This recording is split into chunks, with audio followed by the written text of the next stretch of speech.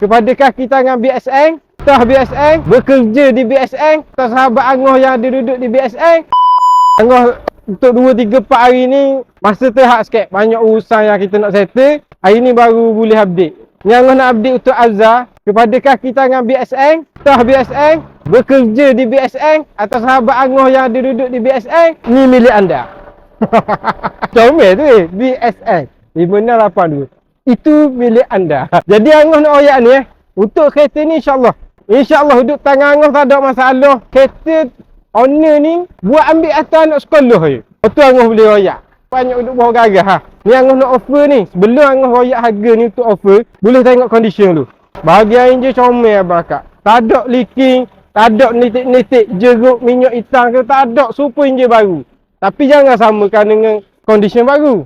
Cuma untuk barang second hand bagi Angah untuk ni memang sangat-sangat puas hati. Tayar super color macam biasa. 99.9%. Betul.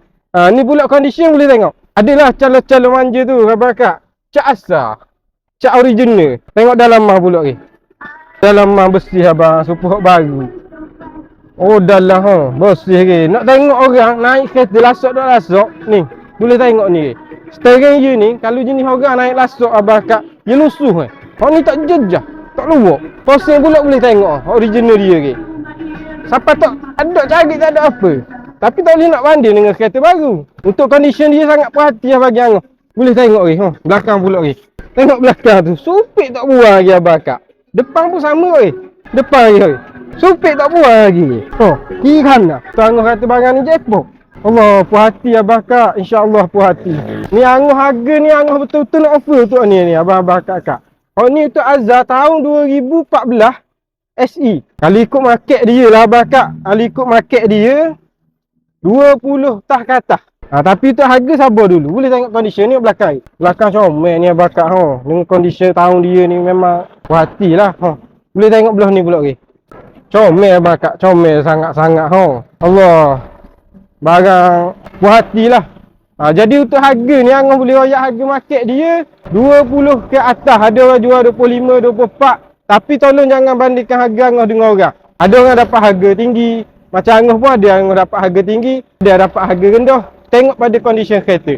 Cuma ni Angah boleh dengan harga ni. Untuk Angah buat sepenuh untuk raya haji tu Angah nak offer ni. Siapa cepat dia dapat abang kak deh. Harga sangat-sangat jackpot. Abang kak 19,900 sahaja. Siap dengan titik Angah buat. Siap dengan basuh lagi. Siap dengan minyak hitam Angah tukar. Minyak futai Angah bagi. Siap dengan puspakong. Siap dengan tukar nama. Betul-betul belanja abang kak. 19,900. Siapa cepat dia dapat. Ambuh tak ambuh. Booking dah telefon tak ambuh. Sebab ramai nak PM Angah. Saya nak booking dulu untuk kereta ni. Angah tak suka gitu. Sebab Angah suka, mari tengok condition dulu. Rasa puas hati. Perlu bawa pomen. Cek biar rasa puas hati. Betul-betul rasa puas hati.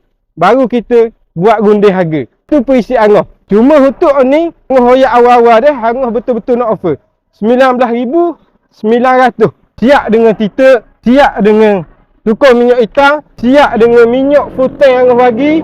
Penuh taki. Siap dengan puspakong. Siap dengan tukar nama. Beres abang-abang kakak. Berminat, boleh tekan link wasabi Angah. Beres.